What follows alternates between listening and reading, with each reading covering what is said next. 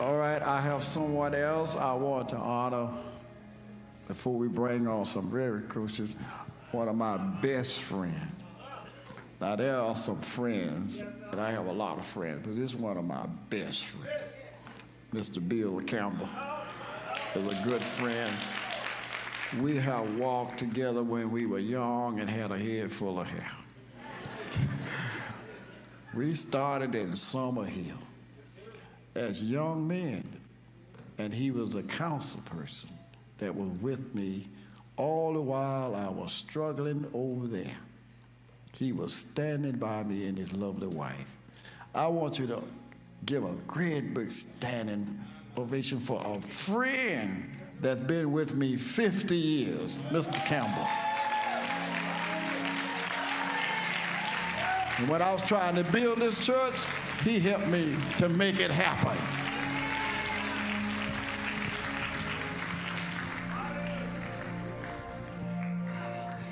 Good morning, church. What a wonderful honor to be a part of this incredible resurrection of Mount Carmel. First of all, this great pastor has been a dear friend for over 50 years. He and I used to walk up those outdoor steps over at Summerhill at the church, and I regarded him as my pastor. And he really has been Atlanta's pastor. He has been such a great inspiration for so many. And once he decided to come over here on the Campbellton Road, he has really refurbished this entire community. And it's that same sense of purpose that Reverend Fleming has brought to all of us. And I have been so moved by him. And when I got ready to run for mayor, I came to this church and sat right there when we kicked off our campaign. And so I can tell you that all the good things that have happened to me have really come through this church and through the people in this church. And I can never express my gratitude to you because you embraced me and you supported me and you prayed for me through good times and bad. And so I can't tell you how much I appreciate you. Dean Carter, what a magnificent mini sermon you just gave. I was just so touched how many of us knew Grand Rising meant as a confirmation to the slaves that life still had purpose and meaning, no matter how tough it was. Let me also say that these are difficult times. These are troubled times, Mount Carmel. And even as we celebrate this incredible new sanctuary, we've got some difficult times ahead for us as a people. The winds of hatred and oppression are blowing through America, and we are the ones that will face the most difficult times. And so I need you to redouble your efforts in making certain that you are a part of the resistance.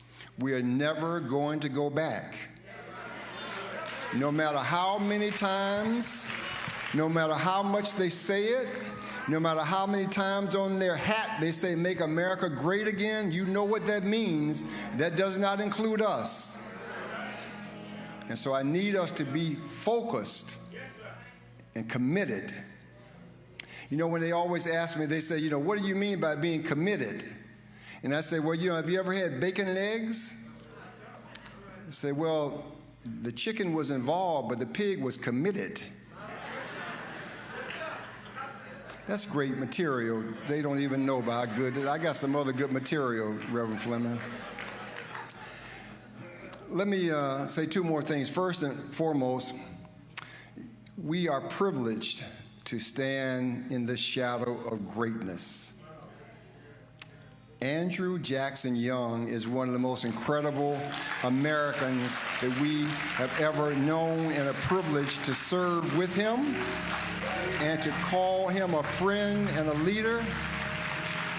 I don't know how much. I will tell you this, Mount Carmel.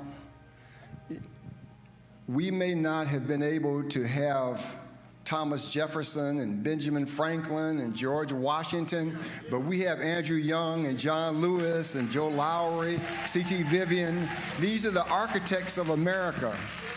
So I love this man dearly. Finally, let me close by telling you that, you know, they've got this, this Black Lives Matter. And I don't know if that's the case, Black Lives Matter anymore. You know, they painted over it in Washington, D.C. They made them paint over it. Can you imagine that? They made them paint over it. We would never do that in Atlanta. We would never paint over it in Atlanta. But I will tell you one thing I know. I know that Black wives matter. And my wife for 47 years, Sharon Lynn Tapscott. Please stand, Sharon. Yes, my goodness. I have been the most blessed person imaginable. And to show you the breadth of this educator, this woman who has stood by me through good times and bad, and she used to have a program where she would pick the best students from the schools in Atlanta and then send them to other countries so they would know about the world. And one of the people that she selected is here, Wayne Martin. Stand up, Wayne. This is one of the students that she elected to go to another country. And he's now running for city council in District 11.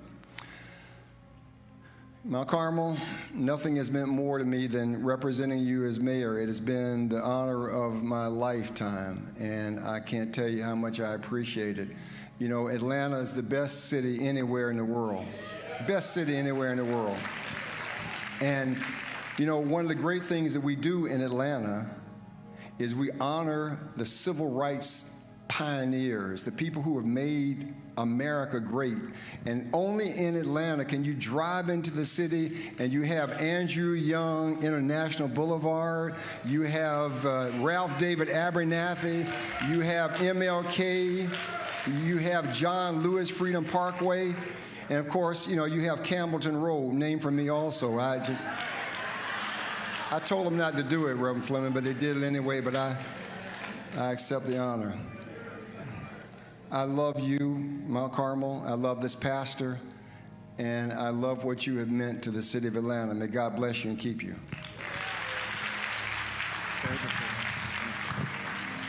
God bless you.